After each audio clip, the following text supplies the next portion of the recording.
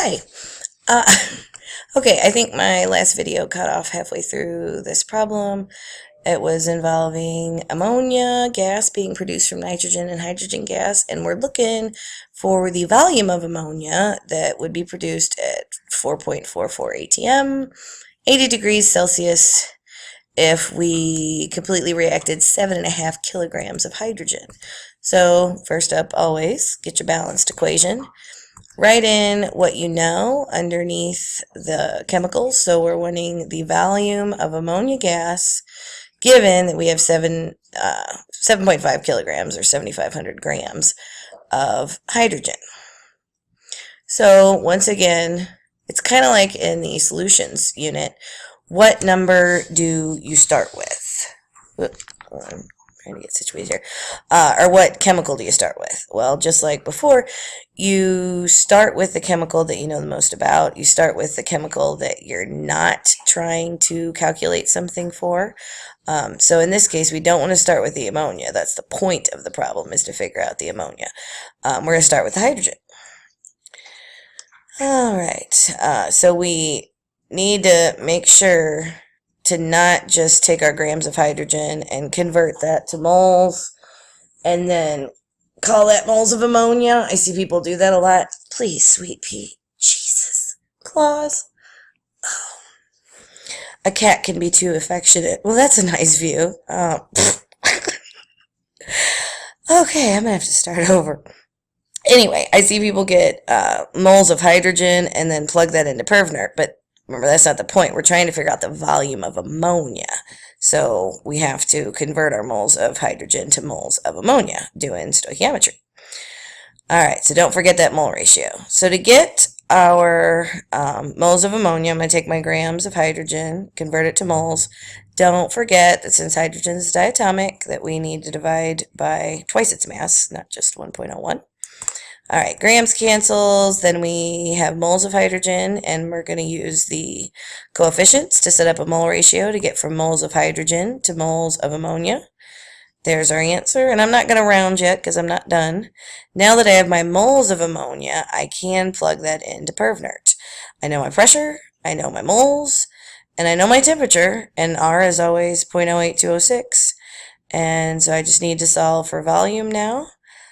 So here's the nRT, and then we've divided by P to isolate volume, and we get, the NH3 is kind of cut off by my picture here, but 16,147 liters of ammonia. And see how the 6 is underlined? In a lot of texts, that's how they identify the last significant figure.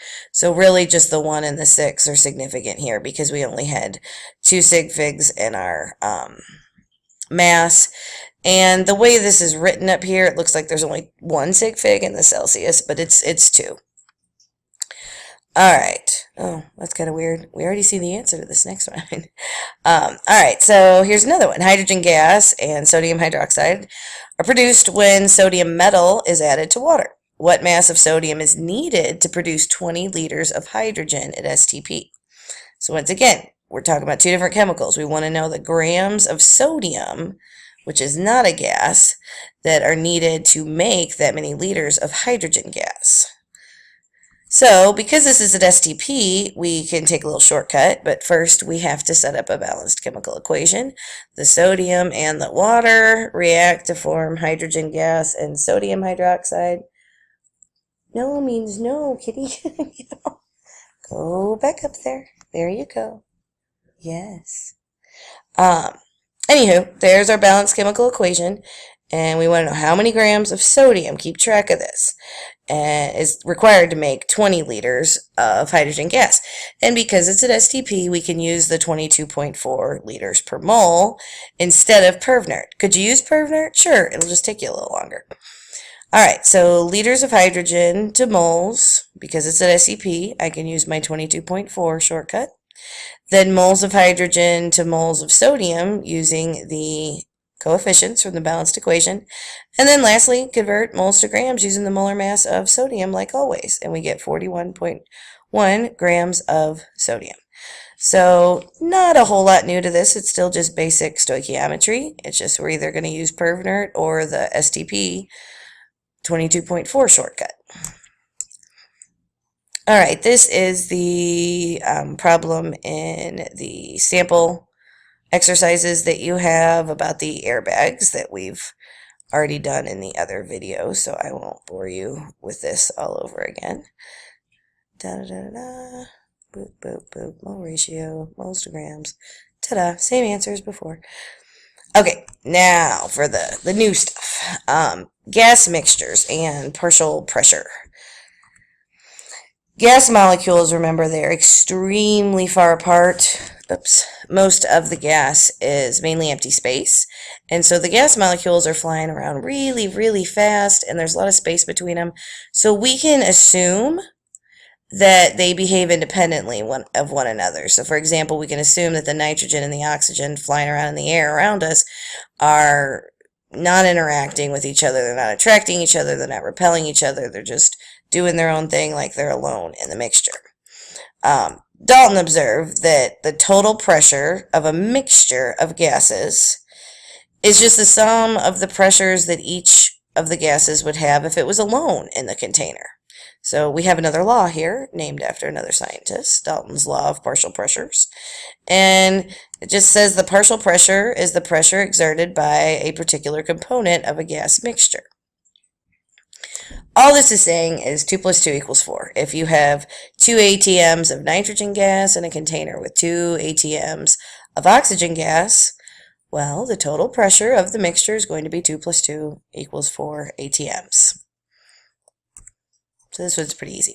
So Dalton's law of partial pressures just says in a given mixture, the total pressure is given by the sum of the partial pressures. So total pressure is P1, P2, P3, however many different gases you have in your mixture.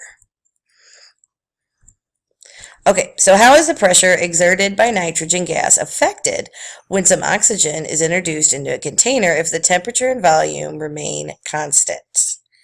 Okay. How is the pressure of the nitrogen affected by the presence of the oxygen? Now we're assuming that we're just having a physical mixture here, that we're not reacting them together or anything like that. So we have, well, I'll just give you a chance to read those.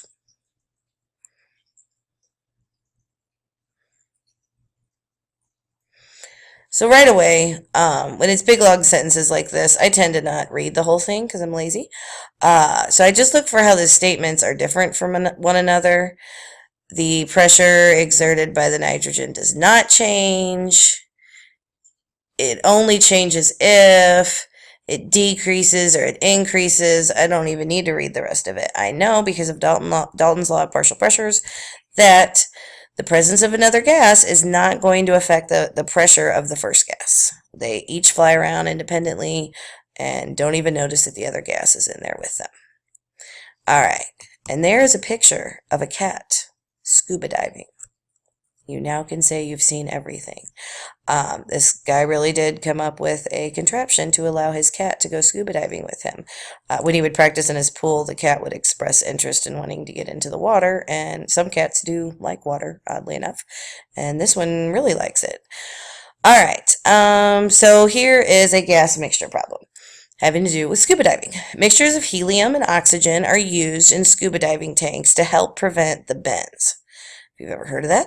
So for a particular dive, 46 liters of helium at 25 degrees Celsius, so room temp, and 1 ATM, and 12 liters of oxygen at room temp and 1 ATM were all pumped into a tank that had a volume of 5 liters.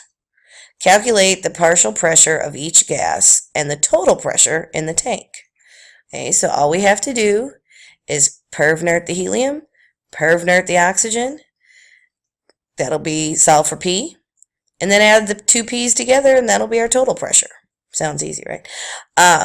So let's think about what kind of answer we're going to get here. We have a whopping 46 liters of helium. So picture a 2-liter bottle of soda, okay? 23 of those bad boys lined up. And then we have 6 more bottles, 12 liters of oxygen. And we're going to squeeze all those liters, okay, into a 5-liter tank, okay? what do you think the pressure is going to do? If they both started out as 1 atm, it's reasonable to assume that if we squeeze them together that much and shrink the volume that much, we're going to have a much higher pressure than 1 atm. So we can kind of get a feel for what our answer is going to be like. Okay, so first thing, before we can perv nerd anything, we need N. We need the moles. So for the helium and the oxygen, I just have to do perv nerd twice. Okay, we have a pressure for the helium. We have a pressure of 1, volume of 46, R's always R, temps 298, solve for moles. I have 1.9 moles of helium. Now I'm going to do perv nerd for my oxygen. It's at a pressure of 1, but the volume's 12 for this one. And we're looking for moles. R's always R. Same temperature, 298. Solve for N, and I get 0.49 moles of oxygen. So we got the moles of each. Now, those are them in their original containers. Okay, now we got to figure out what the pressure is going to be when we combine both these moles in the new 5-liter scuba diving tank. Okay, oops, pop up my other temperature there. Okay, so we got to get the partial pressure for each of these gases in this new condition now of 5 liters, and the temperature's still the same. So I did PV equals nRT for the first number of moles, which I believe was the helium. And so I got 9.3 ATMs for the helium. And then I did PV equals nRT for the oxygen and got 2.4 ATMs. So the partial pressure of the helium is 9.3, the partial pressure of the oxygen is 2.4. Once we squeeze them into the smaller container, the pressure went up quite a bit, which makes sense. So now to get the total pressure, I just add them together. So the new pressure, once they're in the 5-liter scuba diving tank, is 11.7 ATMs. Ta-da! So all in all, basically what we had to do here, backing up, is just a bunch of PV equals nRT. We had to figure out moles of our helium to begin with using the initial conditions in the big container. And then we had to figure out moles of oxygen using the initial condition in its big container. And then we pumped all those moles into a 5-liter container. And then we used PV equals nRT again and solved for the pressure of the helium and the oxygen now that they're squeezed into the smaller container using the moles we just calculated. And there's our partial pressures. And then to get to total pressure, it's just an addition problem. Sitting here thinking about it, no, scratch that. I was trying to think of a shortcut. All right, so here's another one, applying Dalton's law of partial pressure here. We have a gaseous mixture, this time made from 6 grams of oxygen and 9 grams of methane, and we put it in a 15-liter container. Same kind of problem. I think that, yeah, this is one of our sample exercises worked out in the other video where I write it all out. What's the partial pressure of each gas? So you just have to perv nerd each gas. And then what's the total pressure? You just add them together.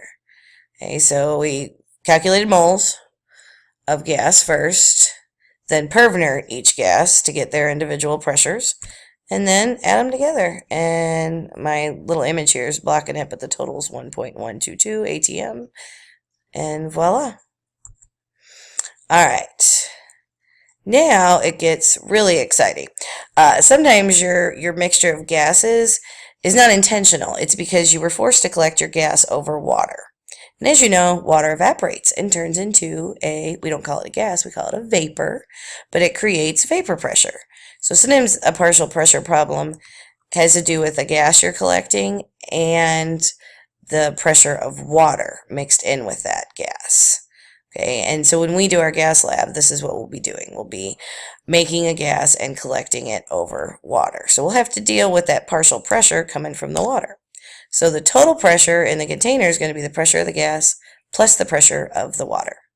I'm out of time, so I'll have to show you More specifics on this later.